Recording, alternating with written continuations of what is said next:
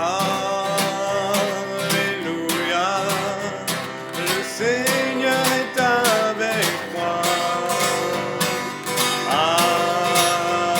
Alléluia. Bon dimanche à tous. Eh bien, aujourd'hui il fait un temps magnifique, contrairement à dimanche passé. C'est magnifique. Vous allez bien? Oui. C'est formidable. Moi aussi. Moi aussi, comme disait l'autre. Je ne sais plus dans quel film c'était ça. C'était dans Victor et Victoria. Allez, nous allons faire une lecture dans la Bible, dans Colossiens chapitre 1, versets 12-20. Colossiens 1, 12-20.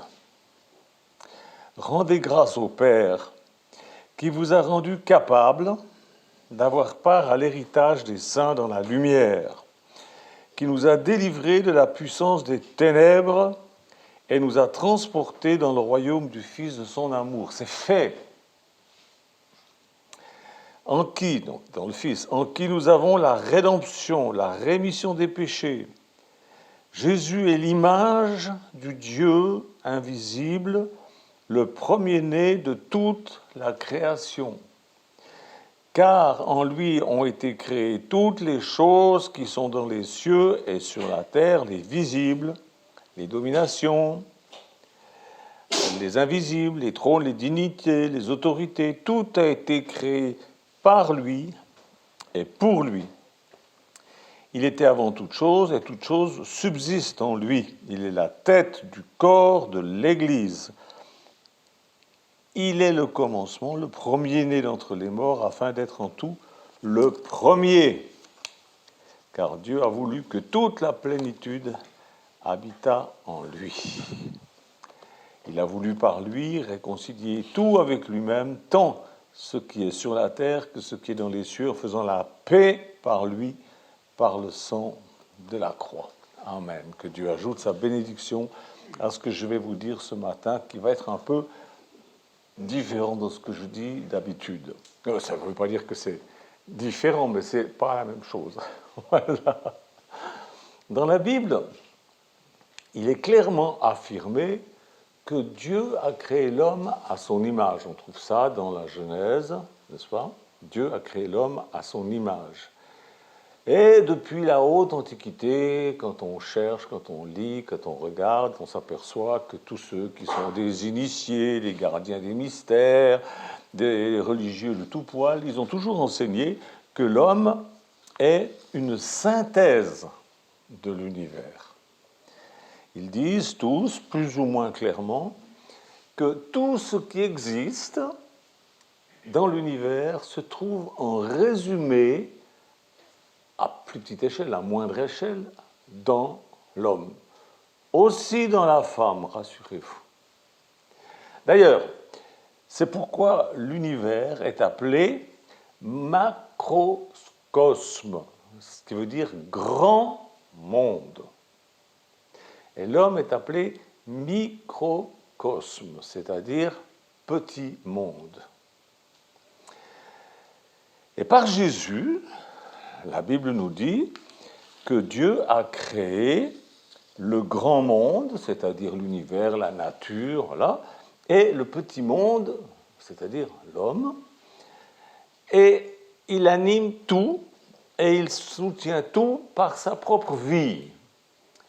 Il a créé même les dominations, les puissances, même les mauvaises, hein, même ceux qui, quand on dit on n'a pas à lutter contre la chair et le sang, mais contre les puissances, les autorités, les dominations qui sont dans les lieux célestes, ça aussi c'est Dieu qui a créé.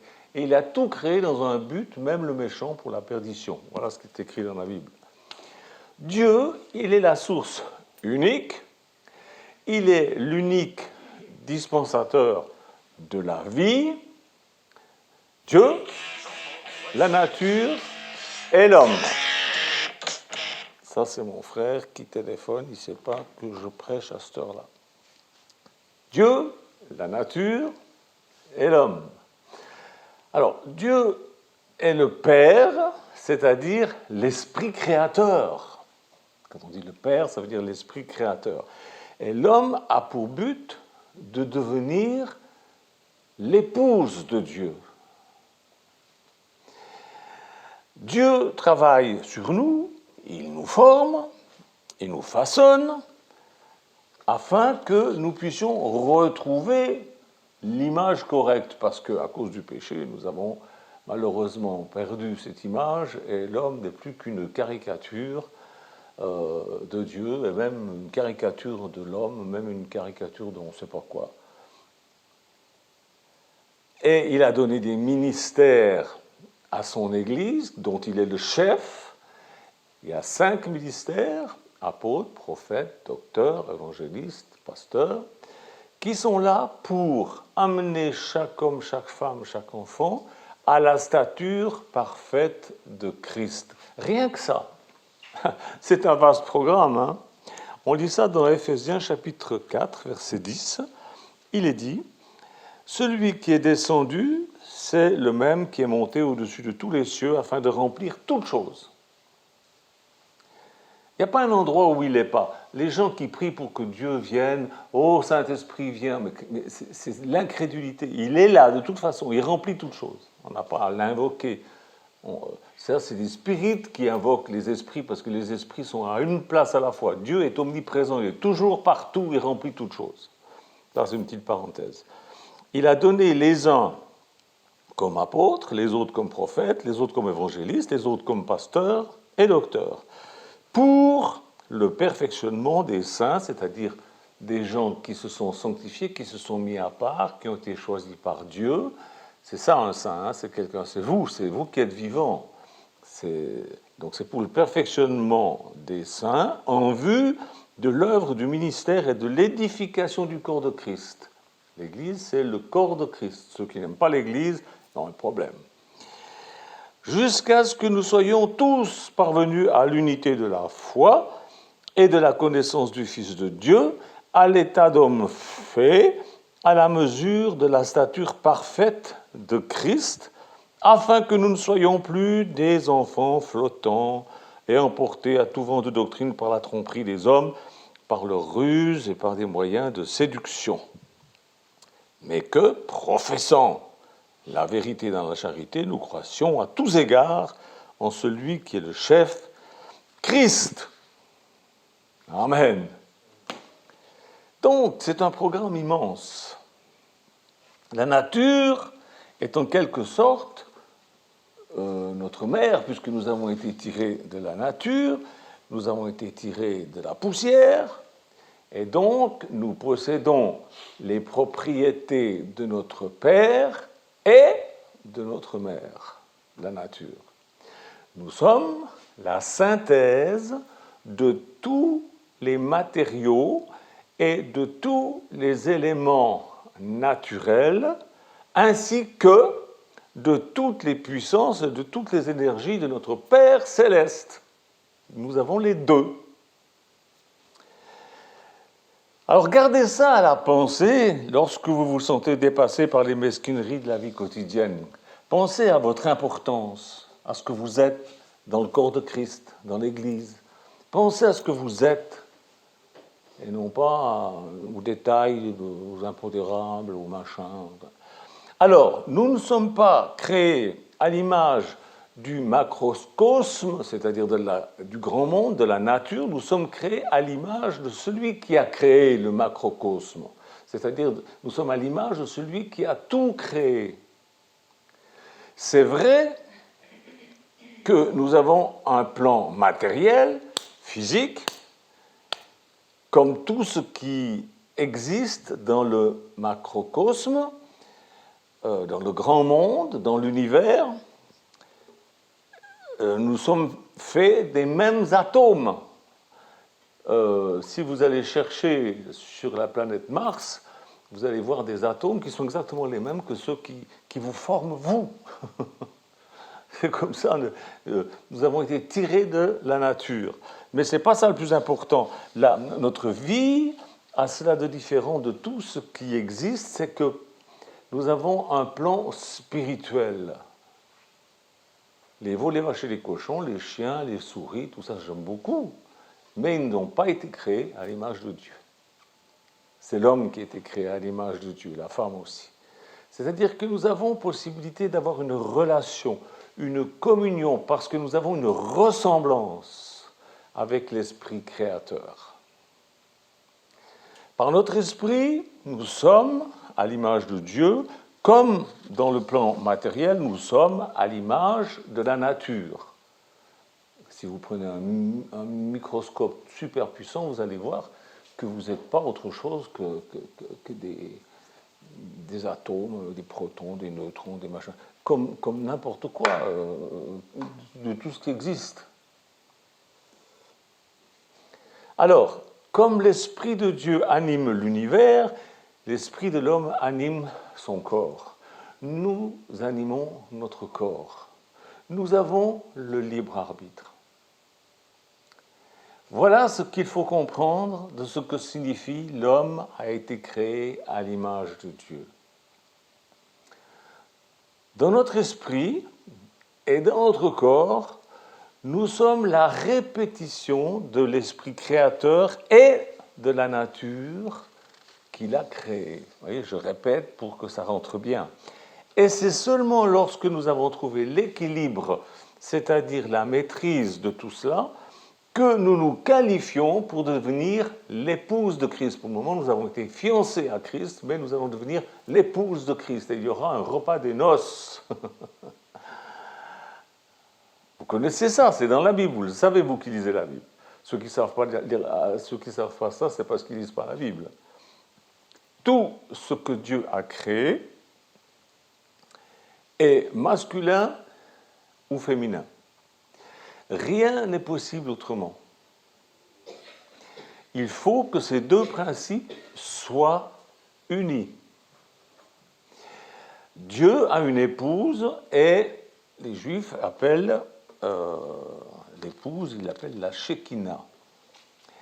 Elle est le principe féminin, réceptif et passif du monde divin. Les chrétiens pensent que la Shekinah, c'est la présence de Dieu. Il y a encore beaucoup de choses à apprendre. La Shekinah, l'épouse, elle est comme la lune qui n'a pas de lumière propre, mais qui reçoit la lumière suprême du soleil et qui peut la retransmettre d'une façon moindre, c'est certain. L'épouse de Dieu est la condition de l'harmonie du monde divin dont celle du monde d'en bas, le nôtre, n'est qu'un reflet, c'est un reflet. C'est pourquoi c'est dit l'image de Dieu. Et même Jésus-Christ était l'image du Dieu vivant. Un reflet. Un vrai chrétien est un reflet de Dieu, l'image du Dieu vivant dans la nature, dans le naturel, mais il peut aussi manifester du surnaturel. Hier, nous parlions avec un ami, un architecte et son épouse, et on parlait au sujet des choses surnaturelles qui se produisent dans le corps de Christ, dans l'église de Jésus-Christ, et il était tout étonné. Alors pensez à ça quand vous êtes travaillé dans votre petit monde étriqué, avec vos petits problèmes, avec vos petits impondérables et avec vos contrariétés qui sont obligatoires et utiles à votre progression. Les contrariétés sont utiles à notre progression. Si on n'a pas de contrariété, s'il n'y a pas une résistance, on ne peut pas progresser. C'est comme avec un muscle, on ne peut pas progresser s'il n'y a pas une résistance. C'est comme ça, c'est le masculin, c'est le féminin, c'est le haut, c'est le bas, c'est la dualité, c'est comme ça. Pensez-y, pensez à tout ce que vous êtes, à tout le plan immense de Dieu pour vous. En fait, en créant les cieux et la terre, et en nous y plaçant, Dieu a, je vais employer un mot qui n'est pas dans la Bible, mais il est vrai, et il a plusieurs significations, Dieu a polarisé. C'est-à-dire, il a concentré en un point ses forces et ses influences. Si vous regardez dans un bon dictionnaire, qu'est-ce que ça veut dire polariser? Vous allez voir, il y a toute une liste. Il a réorganisé d'une façon simplifiée sa lumière et son corps divin. En créant l'homme, il l'a orienté vers lui-même. Et en communauté, nous faisons comme lui, nous polarisons aussi. Nous polarisons, c'est-à-dire nos différences, nos problèmes, nos activités, notre amour, concentrent la communauté, l'épouse de Dieu, sur Dieu. Tout ça, ça sert, nos différences servent à ça. Nos problèmes servent à ça, nos activités servent à ça, à nous rapprocher de Dieu. Qu'est-ce que je fais quand je vous enseigne la parole de Dieu? Je polarise aussi, c'est-à-dire je concentre votre attention sur le Seigneur. En étant unis en communauté, on polarise, c'est-à-dire on crée, ça signifie ça aussi, polariser, on crée une division avec les sociétés qui sont à des pôles opposés d'une autre. En suivant l'orientation que Jésus nous donne par la Bible, nous sommes liés au plan de Dieu. On est concentré sur le plan suprême. On ne se laisse pas distraire par des interférences passagères, par des problèmes qui peuvent être résolus par notre bonne volonté. Paix aux hommes de bonne volonté. Alors évidemment, il y a des choses qui peuvent nous troubler, mais Jésus dit, ne vous troublez pas, ne vous laissez pas troubler. Regardez à l'essentiel. Alors, nous atteignons la stature parfaite de Christ, c'est-à-dire nous épousons notre Seigneur, en ce que, dans le monde, nous devenons la matière vierge la plus subtile.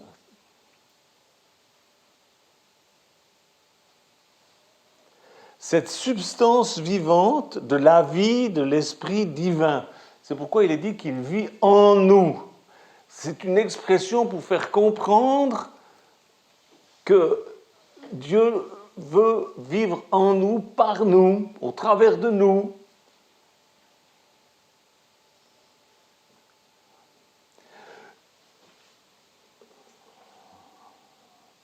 Nous atteignons la stature parfaite de Jésus-Christ, nous épousons notre Seigneur en ce que dans ce monde, nous devenons de plus en plus purs, purifiés des scories.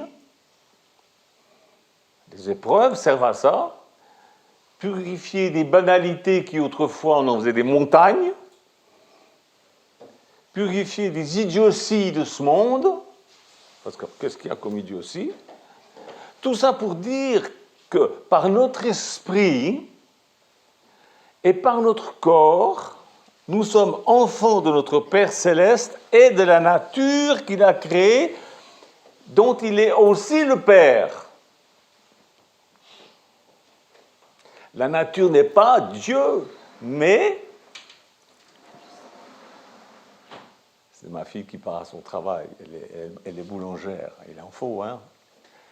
Elle a cette bénédiction d'avoir un travail, comment ils appellent ça, nécessaire, utile, je ne sais pas. Comment ? Essentiel. Voilà. Donc, plus vous connaissez votre Père céleste, et plus vous connaissez la nature, plus vous respectez votre Père céleste, et plus vous respectez la nature, plus vous vous connaissez vous-même, et mieux vous connaissez les autres.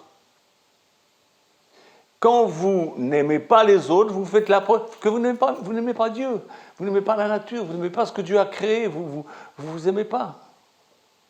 Et ça, c'est grave.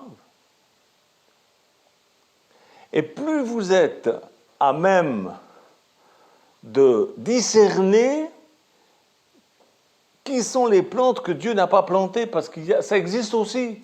Ça ne veut pas dire qu'il n'en est pas le Père, mais il ne les a pas plantées. C'est curieux, hein? Matthieu 15, 12 à 14. Alors ses disciples s'approchèrent et lui dirent, sais-tu que les pharisiens, c'est-à-dire les religieux, toujours les mêmes, sais-tu que les pharisiens ont été scandalisés des paroles qu'ils ont entendues? Et Jésus répondit, toute plante que le Père n'a pas plantée Non, excusez-moi. Toute plante que n'a pas plantée mon Père céleste sera déracinée. Laissez-les. Ce sont des aveugles qui conduisent des aveugles. Si un aveugle conduit un aveugle, ils tomberont tous les deux dans un trou. Voilà. Il dit, en français courant, il dit, foutez-vous de ça. Ils ne veulent pas vous croire. Ils croient que vous êtes des mauvais. C'est un infime détail dans l'univers. Mais s'il y a une chose dont on se fout, c'est ça. Souvenez-vous qui a le bon grain est livré. Je vous pose la question, qui a semé livré? Alors je ne vous donne pas la réponse, je vous donne juste la référence biblique, Matthieu 13, 38. Vous avez qu'à aller chercher qui c'est qui a semé livré. C'est une graine qui a été créée par Dieu, mais il ne l'avait pas semée. Réfléchir. Ne vous laissez pas troubler. Laissez-vous modeler par Dieu. N'est-il pas dit qu'il est le divin potier et qu'il veut faire de nous des vases d'honneur ou des vases d'usage vil, toutes sortes. On n'est pas tous pareils. Mais c'est Dieu qui nous modèle. Il faut se laisser modeler par Dieu. Si presque comme ça, c'est pour donner une forme. En fait, épreuve, difficulté, tout. Oui, mais c'est une utilité, c'est pour te donner une belle forme. D'accord? Laissez le potier, vous êtes comme une masse de terre, et puis vous, il est en train de vous modeler. Alors, des fois, la Bible dit, mais de la terre qui se révolte entre les mains du potier, il fait une fois, deux fois, trois fois, puis il prend, et hop, poubelle. C'est comme ça qu'ils font les potiers. Hein? Soyez malléables dans ses mains, soyez souples, malléables dans ce monde, dans toutes les incohérences apparentes de ce monde, et même les incohérences qu'on peut trouver dans l'Église. Monde dont Jésus dit, vous n'êtes pas d'ici. Hein. Vous êtes là, mais c'est pas d'ici que vous êtes. Hein. Moi, ça me fait tellement plaisir de savoir qu'on n'est pas d'ici, qu'il y a mieux que ça. C'est déjà génial, c'est déjà formidable. Et là, en plus, Dieu nous a vraiment gâtés, parce qu'on est dans un endroit absolument magnifique, mais ça sera encore mieux. Dans tout l'univers, il y a de tout. Il y a des microbes, il y a des bactéries, il y a des virus. Savez-vous qu'on a besoin de tout ça pour vivre? Et tout se mange. Je ne dis pas tout se mange, je dis tous mangent. C'est-à-dire les bons mangent les mauvais mangent les bons. C'est comme ça. C'est la nature. Alors ne vous laissez pas troubler. C'est la nature, elle a été faite comme ça, et c'est comme ça que ça marche. Savez-vous qu'on a les intestins bourrés de bactéries, mais c'est pour notre bien. Maintenant, il y en a certaines, il faut faire attention. Alors heureusement, grâce à Dieu, l'homme a été doté d'une intelligence qui lui permet de pouvoir régler, n'est-ce pas, quand on a des problèmes d'intestin ou de n'importe quoi. C'est formidable. Il n'y a pas que la prière, il y a l'intelligence. Nous avons été dotés d'intelligence, c'est merveilleux ce que Dieu a fait avec nous. Ne vous laissez pas troubler, parce que nous avons la pensée, nous avons l'intelligence et nous avons la raison. Il nous faut être animés par la pensée et pas rester inerte comme les pierres, c'est-à-dire comme une partie de cette création magnifique de Dieu, le minéral. Ce matin, il y a un frère qui m'a téléphoné, il voulait que je lui envoie le chant David et le géant, et je pensais cette pierre que David a jetée contre le géant, elle doit exister encore quelque part, je ne sais pas où. J'aimerais bien la trouver. On va faire une relique avec. Le minéral. Ne soyez pas inerte comme du minéral. Ne vous abandonnez pas à une vie végétative comme les plantes. Le végétal, c'est très bien le végétal. Je suis très content maintenant, on ne voit plus la colline derrière. C'est plein de feuilles, c'est magnifique. J'aime ça. J'aime beaucoup la colline derrière, mais je trouve que c'est plus joli quand on ne la voit pas. La pensée, l'intelligence, la raison doivent se manifester et non seulement l'instinct, comme les animaux. J'aime beaucoup mon chien, Séverus. Mais il marche par instinct. Il a aussi quelques sentiments, il a aussi la mémoire, il a aussi des... Mais c'est quand même loin d'être un être humain. Hein, mon chien, tu vois, il m'écoute.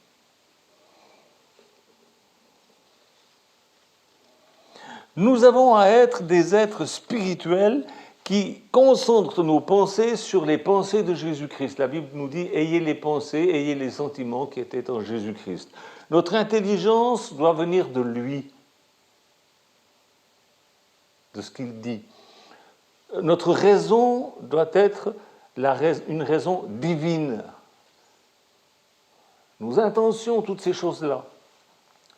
Nous avons tous un centre spirituel en nous-mêmes, mais la plupart des humains ne sont pas éveillés spirituellement. Ils confondent la spiritualité avec leurs pensées, avec l'intelligence et avec leur raison. Et c'est pourquoi la Bible dit, ils prennent leurs pensées pour les pensées de Dieu. Ils sont à côté de la plaque, ils n'ont aucune spiritualité. Ça n'est pas de la spiritualité, c'est simplement de l'intelligence, plus ou moins, ou de la raison. C'est pourquoi je vous encourage à méditer, à prendre des moments pour écouter Dieu en silence, tranquillement. Parce que nous avons tous des côtés du règne minéral, végétal, animal, même angélique, mais nous sommes des humains. Et tout ce que nous avons, tout ce qui fait que nous sommes des humains, ça correspond aux différents états de conscience que nous vivons. Vous savez, je lis des trucs sur Internet, dans les commentaires, des gens qui sont sûrs d'avoir raison, et ils sont stupides comme c'est pas possible, et tu peux leur expliquer tout ce que tu veux, il n'y a rien à faire.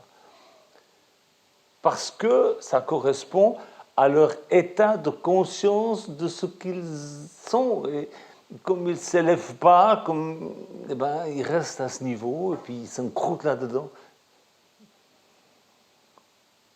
Alors, pour vivre et se développer, ce microcosme que nous sommes a besoin de rester en contact avec le macrocosme, c'est-à-dire avec la nature. C'est pourquoi c'est bon d'aller se promener. Moi, j'adore aller me promener. Non, je vous mens, là, c'est pas vrai, je n'aime pas aller me promener. Mais j'aime bien la nature, quand même. Je regarde, je vois, je contemple, c'est magnifique. Il faut rester en contact avec la nature. Nous devons sans cesse faire des échanges avec la nature créée par Dieu. Ce sont des échanges, c'est ça qu'on appelle la vie, c'est des échanges. S'il n'y a pas d'échange, il n'y a pas de vie. Parce qu'au fond, la vie, c'est quoi? Sinon une suite d'échanges que nous entretenons sans interruption avec l'univers, avec ceux qui sont proches et avec ceux qui sont loin. Vous savez, de l'atome à l'étoile, rien n'existe dans l'univers qui ne soit vivifié, animé par l'Esprit de Dieu. Alors respectez les choses, les gens, même les imbéciles, il faut pas trop les fréquenter parce que ça peut déteindre un peu. Alors, il faut être gentil avec eux, mais il ne faut pas trop non plus faire attention.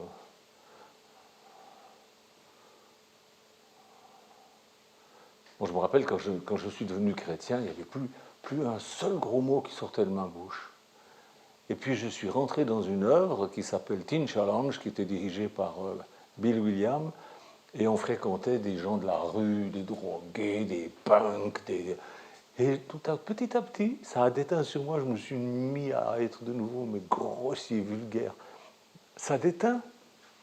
Alors je me ressaisissais, mais chasse le galop, il revient au naturel. Hein.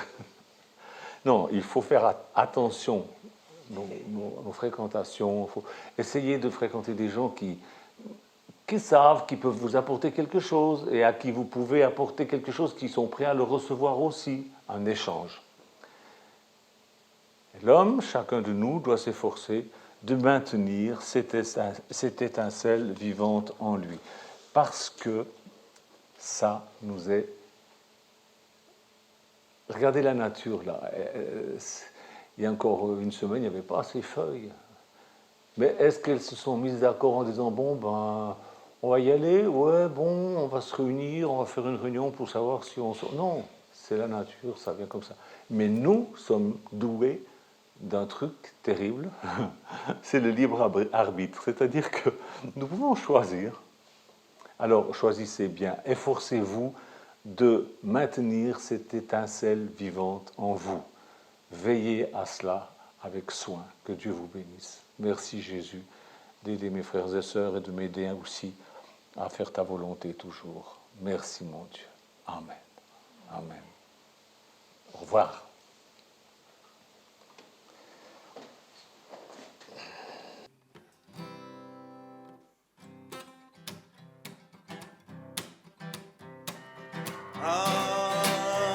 Alléluia, le Seigneur est avec moi. Alléluia, je suis fidèle dans ses bras. Hosanna, ses promesses sont pour moi. Hosanna pour le roi, même si je tombe, il me relèvera. Alléluia, le Seigneur est avec moi. Alléluia, je suis fidèle dans ses voies. Hosanna, ses promesses sont pour moi. Hosanna pour le roi, même si je tombe, il me relèvera. Alléluia, le Seigneur est avec moi.